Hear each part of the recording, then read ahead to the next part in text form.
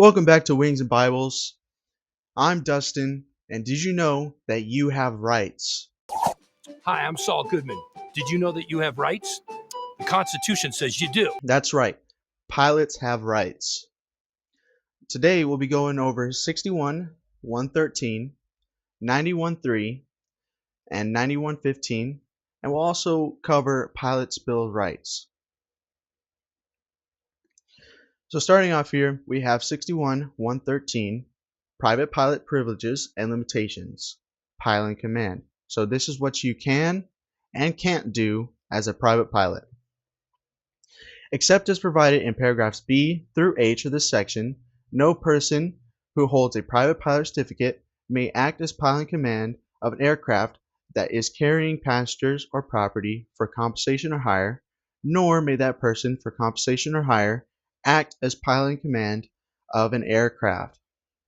So this section is saying, except for these paragraphs, you can't carry passengers or property like cargo or mail for compensation or hire, so you can't get paid to do it. Nor may that person for compensation or hire for pay act as pilot in command of an aircraft. Let's say you get paid to ferry an aircraft. This next section is the exception to paragraph A. A private pilot may for compensation or hire act as pilot in command of an aircraft in connection with any business or employment if the flight is only incidental to that business or employment and the aircraft does not carry passengers or property for compensation or hire. Now, incidental means it accompanies but is not a major part of. So the flight can accompany your business, but it can't be a major part of your business. So let me set up a quick scenario here. Let's say you're a plumber and you have a client in faraway town. Let's say it's about 50 miles away. You could easily drive that in one day. It's not a big deal. But you usually charge your clients for the travel time.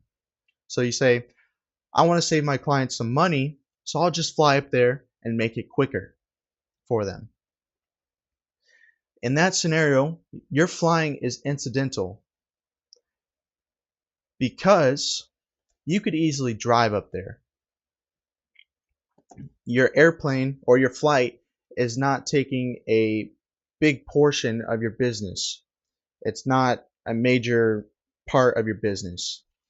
Now let's say you frequently have clients in other states. If you start flying to those clients in other states, now your flight now has a major part in your business. So that is when you can't get paid for your time.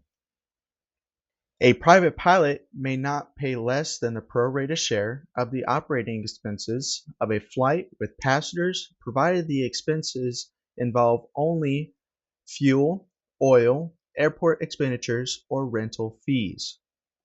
So this paragraph is saying you can't pay less than an equal proportion, which is what pro rata means, of the operating expenses of a flight.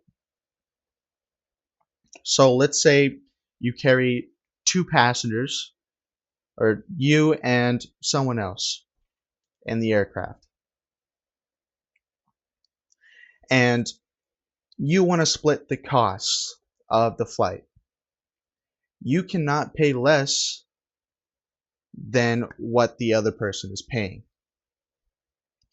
So let's say the flight with fuel, oil, airport expenditures, or rental fees cost $100. You cannot pay less than $50 for that flight. You can pay more than $50, but you can't pay less. That's what this paragraph is saying.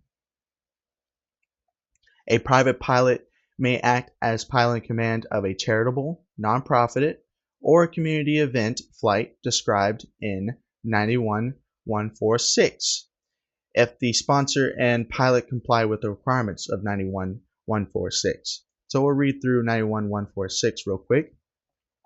So first we have, For purposes of this section, the following definitions apply. So charitable event means an event that raises funds for the benefit of a charitable organization recognized by the Department of the Treasury, whose donors may deduct contributions under Section 170 of the Internal Revenue Code. A community event means an event that raises funds for the benefit of any local or community cause that is not a charitable event or nonprofit event. A nonprofit event means an event that raises funds for the benefit of a nonprofit organization recognized under state or federal law, as long as one of the organization's purposes is the promotion of aviation safety. Passenger carrying flights in airplanes, powered lift, or rotorcraft for the benefit of a charitable, nonprofit, or community event identified in paragraph C of this section are not subject to the certification requirements of Part 119 of this chapter, or the drug and alcohol testing requirements in Part 120 of this chapter, provided the following conditions are satisfied and the limitations in paragraph C and D of this section are not exceeded. So now they're just describing the limitations on those events. The flight is non-stop and begins and ends at the same airport and is conducted within a 25 statute mile radius of that airport. The flight is conducted from a public airport that is adequate for the aircraft used or from another location the FAA approves for the operation. The aircraft has a maximum of 30 seats, excluding each crew member's seat, and a maximum payload capacity of 7,500 pounds. The flight is not an acrobatic or a formation flight. Each aircraft holds a standard airworthiness certificate, is airworthy, and is operated in compliance with the applicable requirements of subpart E of this part. Each flight is made during day VFR conditions. Reimbursement of the operator of the aircraft is limited to that portion of the passenger payment for the flight that does not exceed the prorated cost of owning, operating, maintaining the aircraft for that flight, which may include fuel, oil, airport expenditures, and rental fees. So this is the one we're looking for. Reimbursement, that's compensation. So you as the pilot can get reimbursed for the time that you are taking part in this nonprofit if it's limited to that portion of the passenger's payment that does not exceed the prorated cost of owning. So let's say you're the pilot, you have one other passenger in the plane, the cost of the flight is $100, you can get paid up to $50 for that time. The beneficiary of the fund raised is not the business of transportation by air. So if the nonprofit is a transportation company with airplanes, it can't be done. It has to be some type of other business that is not related to transportation by air. A private pilot acting as pilot in command has at least 500 hours of flight time. So to even participate in this nonprofit event, you have to have 500 hours of flight time. Each flight is conducted in accordance with the safety provisions of Part 136, Subpart A of this chapter, and flights are not conducted over a national park, unit of a national park, or abutting tribal lands unless that the operator has secured a letter of agreement from the FAA as specified under Subpart B of Part 136 of this chapter and is operating in accordance with that agreement during the flights. Passenger carrying flights or series of flights are limited to a total of 4 charitable events or non-profit events per year, with no event lasting more than 3 consecutive days. So that's a limitation on how many flights and how long they can last. Passenger carry flights or a series of flights are limited to 1 community event per year, with no event lasting more than 3 consecutive days. Pilots and sponsors of events described in this section are limited to no more than 4 events per calendar year. At least 7 days before the event, each sponsor of an event described in this section must furnish to the responsible flight standards office for the area where the event is scheduled a signed letter detailing the name of the sponsor, the purpose of the event, the date and time of the event, the location of the event, all prior events under this section participated in by the sponsor in the current calendar year, a photocopy of each pilot in command's pilot certificate, medical certificate, and logbook entries that show the pilot is current in accordance with 6156 and 6157, and that any private pilot has at least 500 hours of flight time, and a signed statement from each pilot that lists all prior events under this section in which the pilot has participated during the current calendar year. So the FAA is saying, we don't really want you to make a lot of money on this. We don't want you to turn this into some type of business. And we don't want you to get away with it. So we want you to submit all this information every time you do it. A private pilot may be reimbursed for aircraft operating expenses that are directly related to search and location operations, provided the expenses involve only fuel, oil, airport expenditures, or rental fees, and the operation is sanctioned and under the direction and control of a local, state, or federal agency, or an organization that conducts search and location operations. So we'll say you have an aircraft, that's what these expenses cover, or you're renting an aircraft and you're in some type of search and location operation. But it also has to be part of a local, state, or federal agency. It can't be your own search and location business. A private pilot who is an aircraft salesman and has at least 200 hours of logged flight time may demonstrate an aircraft in flight to a prospective buyer. Now, in this scenario, you're not necessarily getting paid to fly the aircraft. You're getting paid to sell the aircraft. So that's why this is in this section. A private pilot who meets the requirements of 6169 may act as a pilot in command of an aircraft towing a glider or unpowered ultralight vehicle. So we'll look at 6169. And 6169 is glider and unpowered ultralight vehicle towing, experience and training requirements. You have to meet these requirements to do this.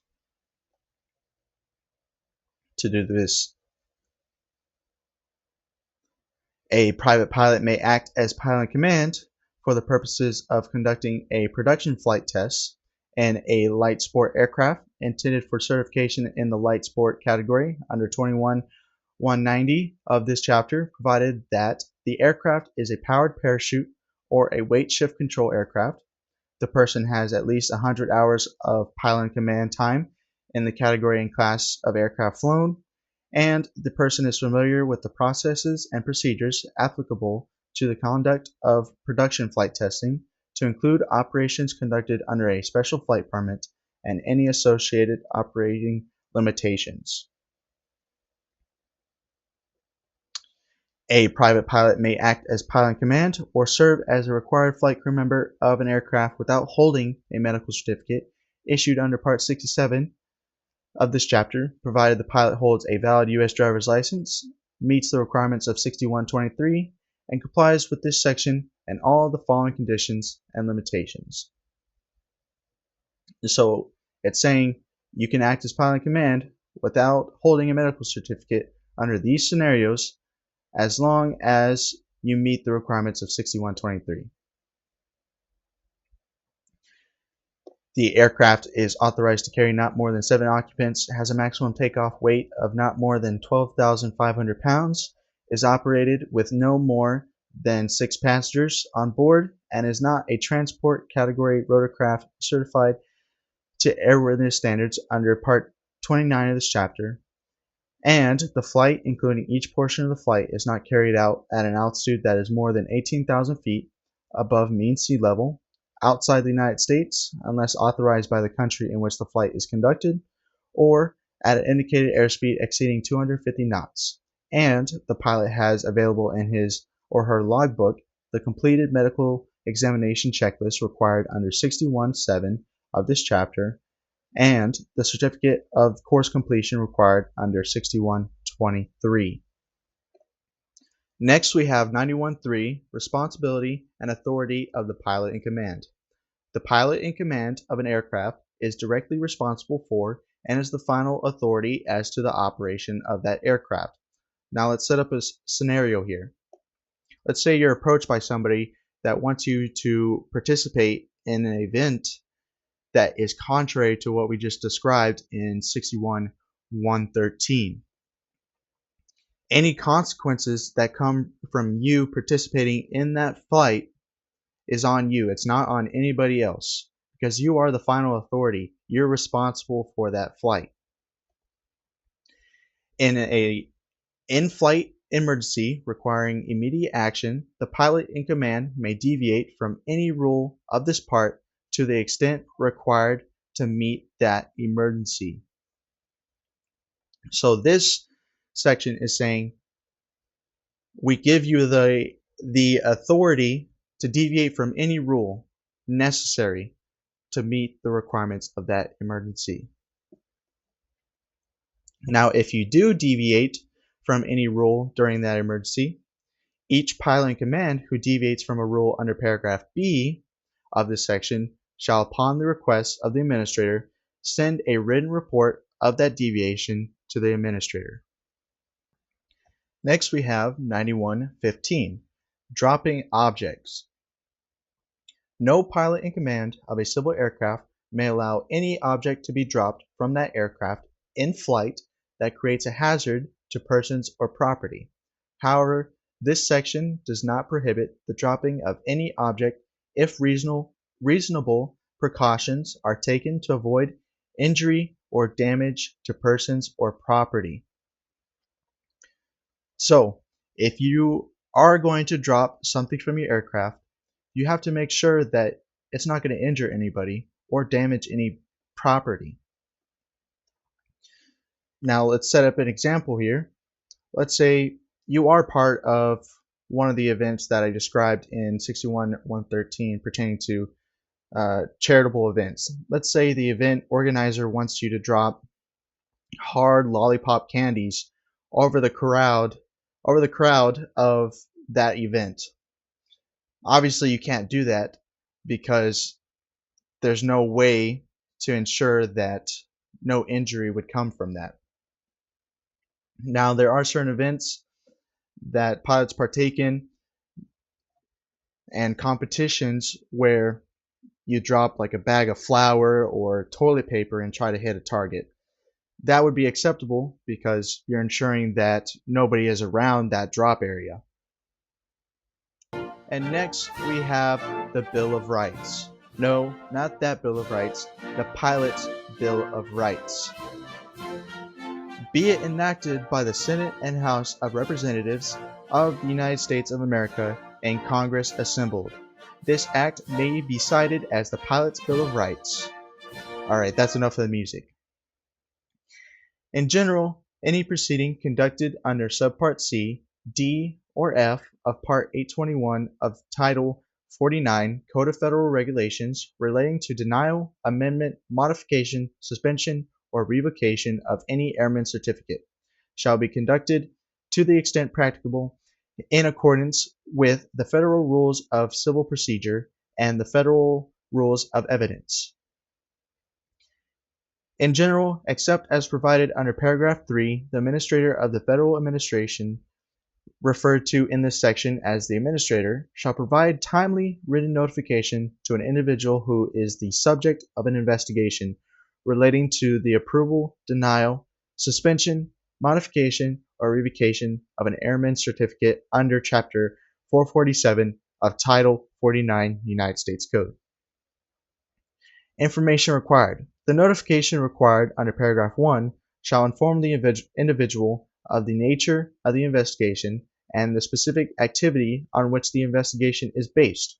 that an oral or written response to a letter of investigation from the administrator is not required, that no action or adverse inference can be taken against the individual for declining to respond to a letter of investigation from the administrator, that any response to a letter of investigation from the administrator or to an inquiry made by a representative of the administrator by the individual may be used as evidence against the individual, that the releasability portions of the administrator's investigative report will be available to the individual, and that individual is entitled to access or otherwise obtain air traffic data described in paragraph 4.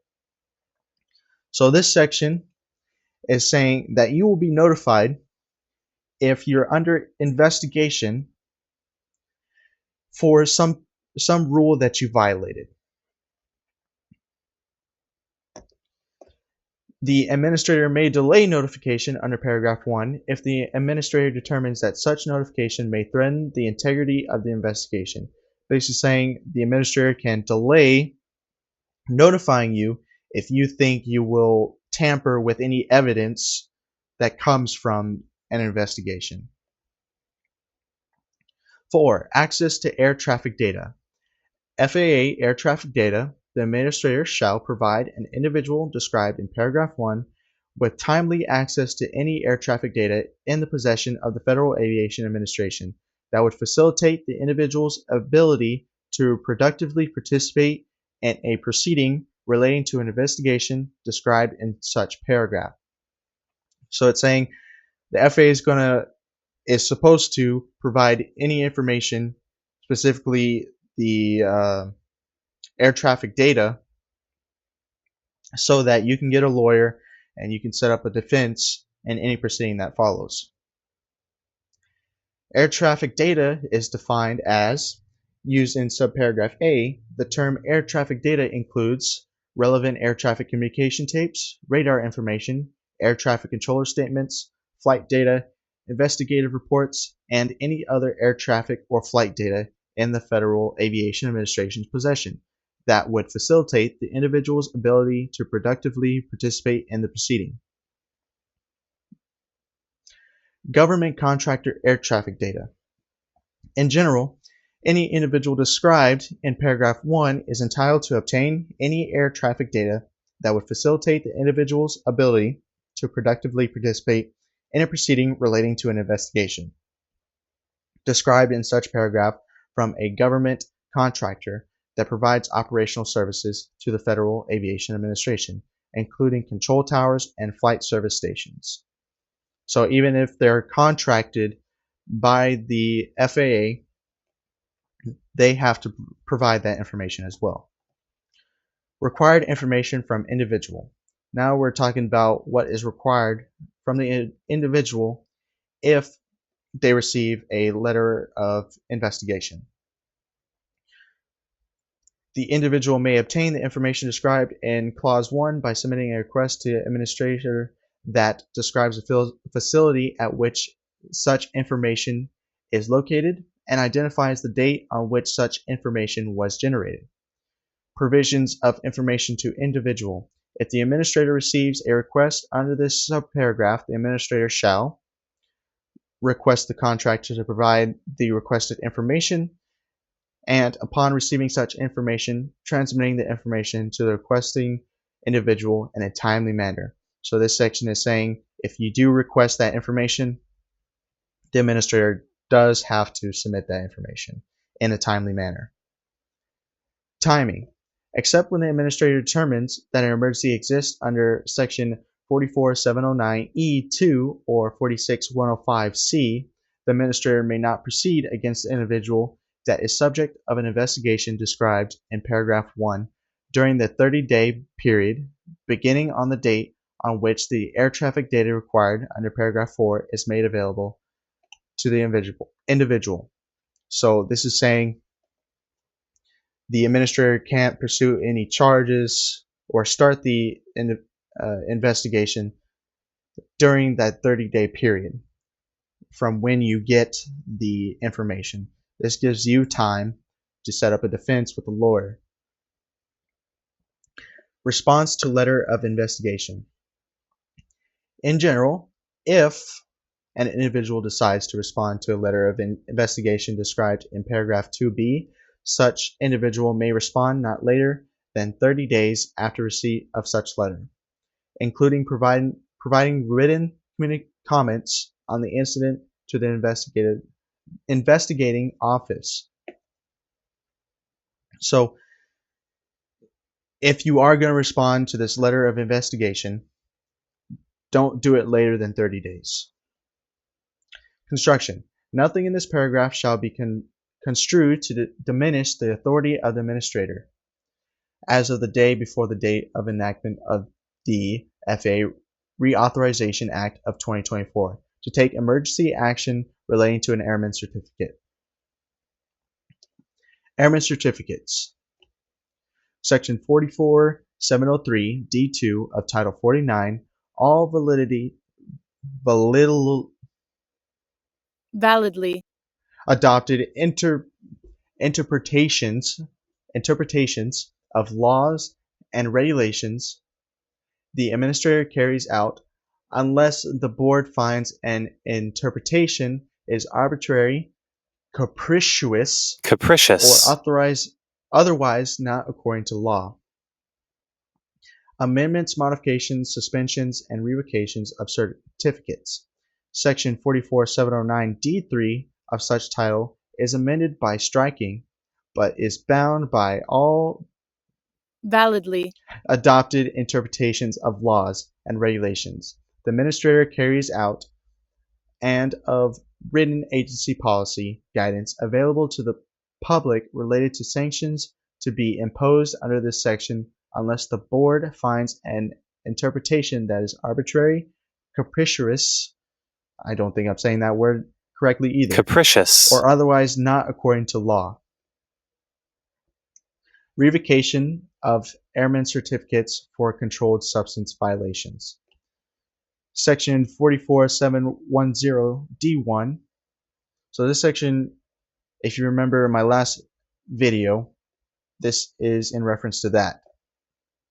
Of such title is amended by striking, but shall be bound by all validly, still not correct, validly adopted interpretations of laws and regulations by the administrator carries out and of written agency policy guidance available to the public related to sanctions to be imposed under this section unless the board finds an interpretation is arbitrary, capricious, or otherwise not according to law. I think I said that word correctly. Appeal from certificate actions. In general, upon a decision by the National Transportation Safety Board, or NTSB, upholding an order or a final decision by the administrator denying an airman certificate under Section 44703D of Title 49, United States Code, or imposing a punitive civil action or an emergency order of revocation under subsections D and E of Section 44709 of such title, an individual substantially affected by an order of the board may, at the individual's election, file an appeal in the United States District Court in which the individual resides or in which the action is in question occurred, or in the United States District Court for the District of Columbia. If the individual substantially affected by an order of the board elects not to file an appeal in the United States District Court, the individual may file an appeal in an appropriate United States Court of Appeal. So basically you can go to court and challenge whatever decision the FAA takes. That's my interpretation of it. Emergency order pending judicial review. Subsequent to a decision by the board to uphold an administrator's emergency order under Section 44709E2 of Title 49 United States Code, and absent a stay of the enforcement of that order by the board, the emergency order of amendment, modification, suspension, or revocation of a certificate shall remain in effect pending the exhaustion of an appeal to a federal district court as provided in this act. So if the administrator takes emergency action against your certificate, it will stay in effect until it is appealed. In general, in an appeal filed under subsection D in a United States District Court, the District Court shall give full independent review of a denial, suspension, or revocation ordered by the administrator, including the substantive, independent, and expedited review of any decision by the administrator to make such an order effective immediately. Evidence. A United States District Court review under paragraph 1 shall include in evidence any record of the proceeding before the administrator and any record of the proceeding before the National Transportation Safety Board, and including hearing testimony, transcripts, exhibits, decisions, and briefs submitted by the parties. So if it goes to a district court, they're going to use all the information available to determine the outcome. Release of investigative reports. In general, emergency orders in any proceeding conducted under Part 821 of Title 49 Code of Federal Regulations relating to the amendment, modification, suspension, or revocation of an airman certificate in which the administrator issues an emergency order under subsections D and E of Section 44709, Section 44710, or Section 46105C of Title 49 United States Code, or another order that takes effect immediately. The administrator shall provide, upon request to the individual holding the airman certificate, the releasable portion of the investigative report at the time the administrator issues the order. If If the complete report of investigation is not available at the time of the request, the administrator shall issue all portions of the report that are available at the time and shall provide the full report not later than 5 days after its completion. Other orders. In any non-emergency proceeding conducted under Part 821 of Title 49 Code of Federal Regulations relating to the amendment, modification, suspension, or revocation of an airman certificate, in which the administrator notifies the certificate holder of a proposed certificate action under subsections B and C of Section 44709 or Section 44710 of Title 49 United States Code, the administrator shall, upon the written request of the covered certificate holder and at any time after that notification, provided to the covered certificate holder the releasable portion of the investigative report. Motion for dismissal.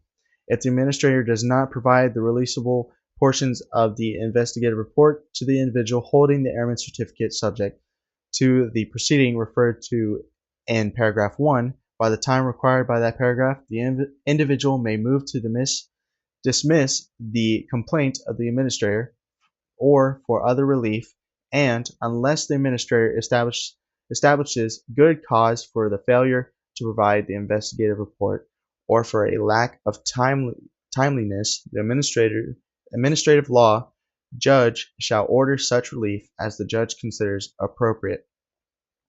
So this is saying if the administrator doesn't do what they're supposed to in a timely manner, you as the individual can move to dismiss the case. But if the administrator provides good cause for the failure to provide the investigative report, then the judge can determine whether or not it is reasonable. Releasable portion of investigative report. For purposes of paragraph 1, the releasable portion of an investigative report is all information in the report except for the following: information that is privileged, information that constitutes work product or reflects internal deliberative process, information that would disclose the identity of a confidential source, information the disclosure of which is prohibited by any other provision of law, information that is not relevant to the subject matter of the proceeding, information the administrator can demonstrate is withheld for good cause, sensitive security information as defined in Section 15.5 of Title 49, Code of Federal Regulations, or any corresponding similar ruling or regulation. So in this section, they're saying these are the things that don't need to be released to the individual. Rule of construction. Nothing in this subsection shall be construed to prevent the administrator from releasing to an individual subject to an investigation described in subsection B1 information in addition to the information included in the releasable portion of the investigative report, or a copy of the investigative report before the administrator issues a complaint. In general, definition. In this section, the term notum means notices to airmen. That has been changed recently. That is now notices to air missions.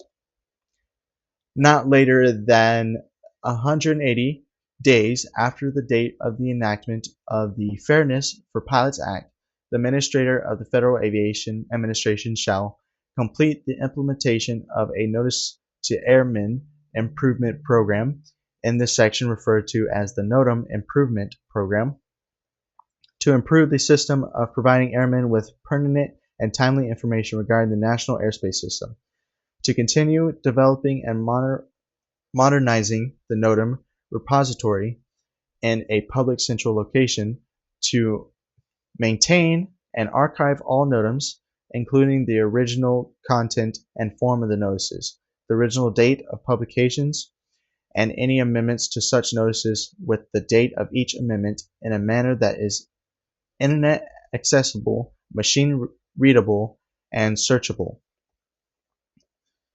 To apply filters so that pilots can prioritize critical flight safety information from other airspace system information, and to specify the times during which temporary flight restrictions are in effect and the duration of a designation of special use airspace in a specific area. So in this section, they're just saying we made these improvements to the NOTAM system.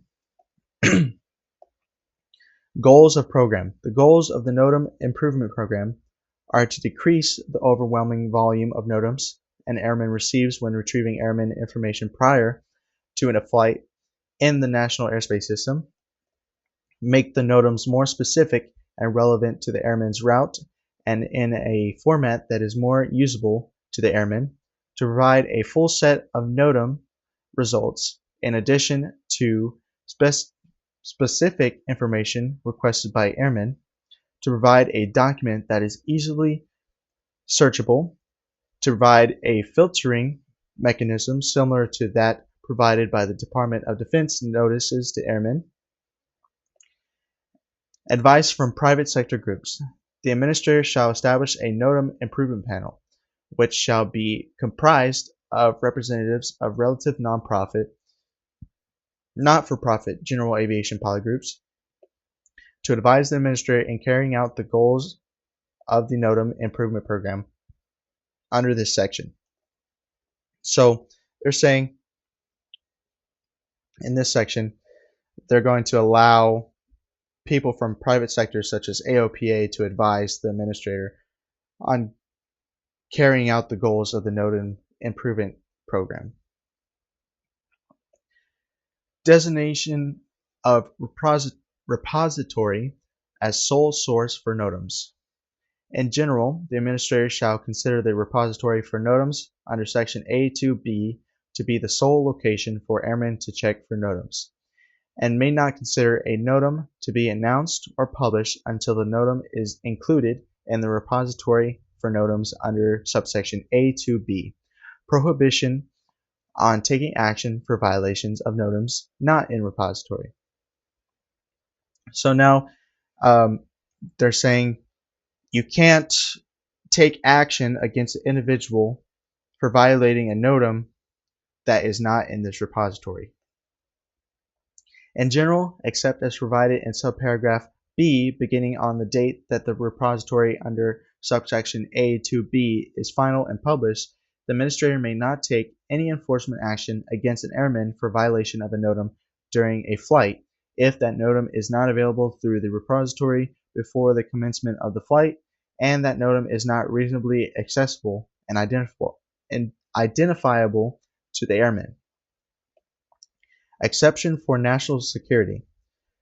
Subparagraph A shall not apply to the case of an enforcement action for a violation of a NOTAM that directly relates to national security. So it's saying this section here doesn't apply to national security.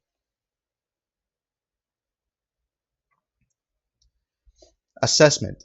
In general, not later than 180 days after the date of enactment of this act, the Comptroller General of the United States shall initiate an assessment of the Federal Aviation Administration's medical certification process and the associated medical standards and forms.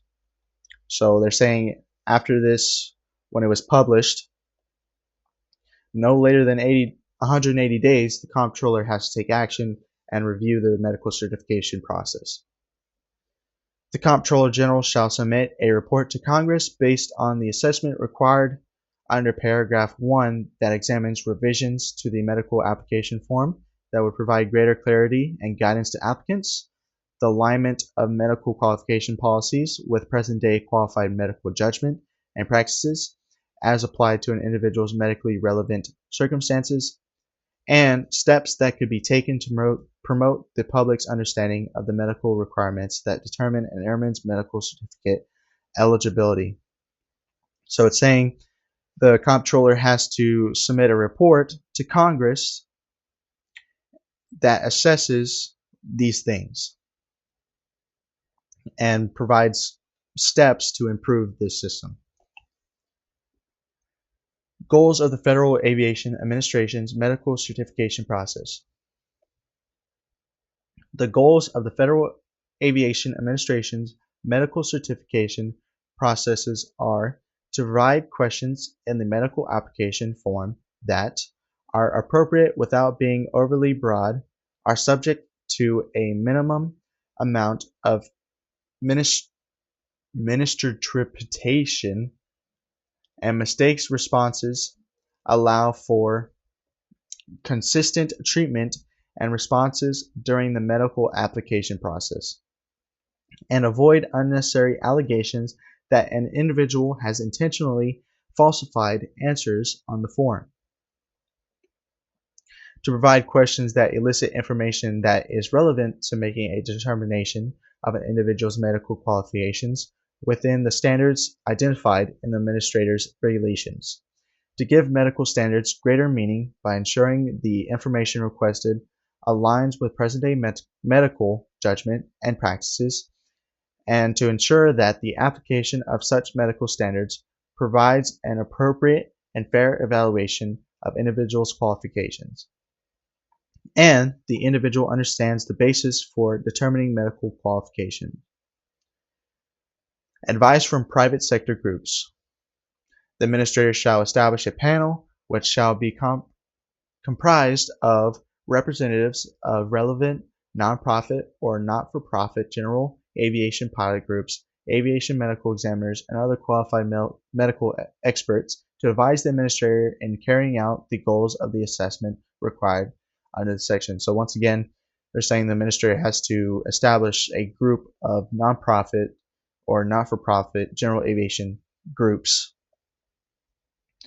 such as the AOPA, to advise the administrator on how to proceed with carrying out these goals. Federal Aviation Administration response. Not later than 1 year after the issuance of the report by the Comptroller General pursuant to subsection A2, the administrator shall take appropriate actions to respond to such report.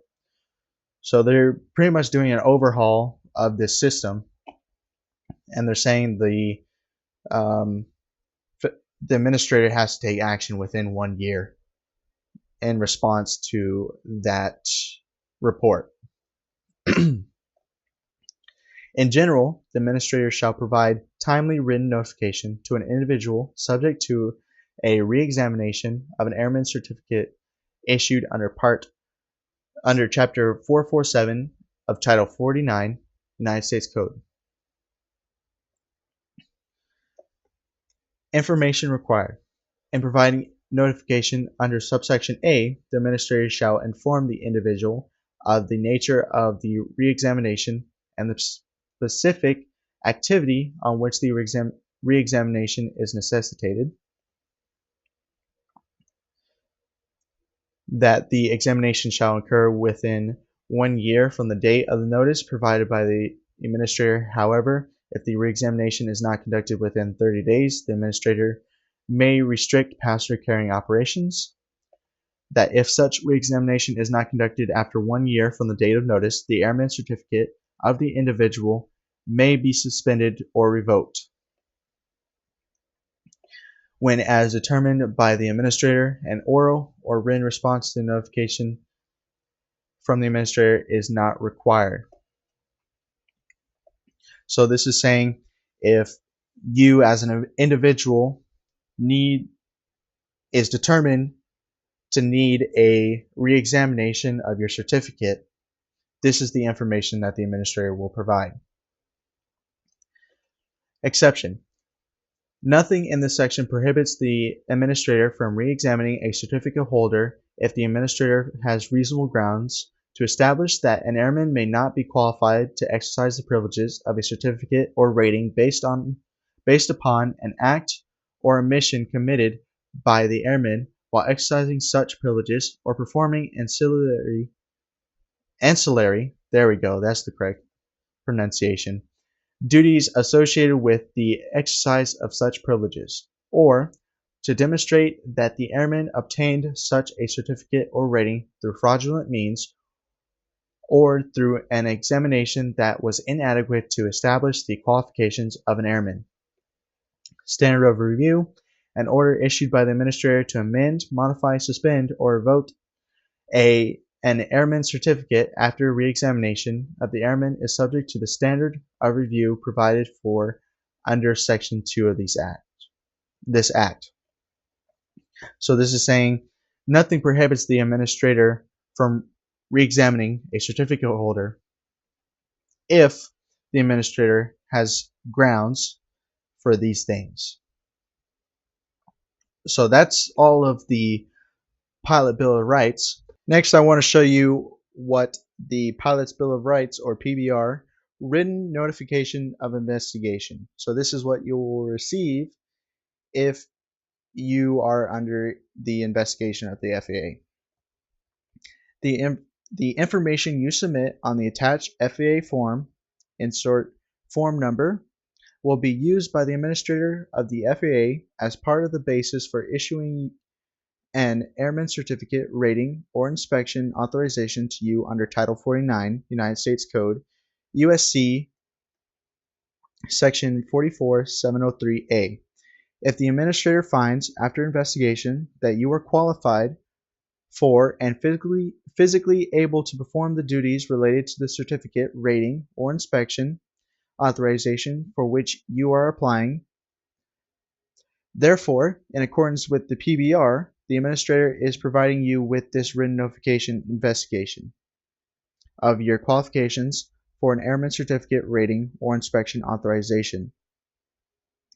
The nature of the administrator's investigation, which is precipitated by your submission of this application, is to determine whether you meet the qualifications for the airman certificate, ratings, or inspection authorization you are applying for under Title 14 Code of Federal Regulations, Part 61, 63, or 65. Any response to an inquiry by a representative of the administrator by you in connection with this investigation of your qualifications for an airman certificate, rating, or inspection authorization may be used as evidence against you. So they're basically saying if you say can and will be used against you in a court of law. A copy of your airman application file for this date is available to you upon your written request addressed to this address. If you make a written request for your airman application file, please provide your full name, date of birth, or airman certificate number for identification purposes, and also the date of the application. And then down here is what you have to fill out. And I do want to say that if you receive this letter, my best advice for you, now this is not legal advice, is to go get a lawyer. And the best way to do that is through AOPA. I talked about this in my last video, so go ahead and sign up for it if you receive this letter. And that is going to do it for today's video on 61-113, 91-3, 91-15, and the Pilot's Bill of Rights. I hope you enjoyed the video. I'll see you in the next one. See ya!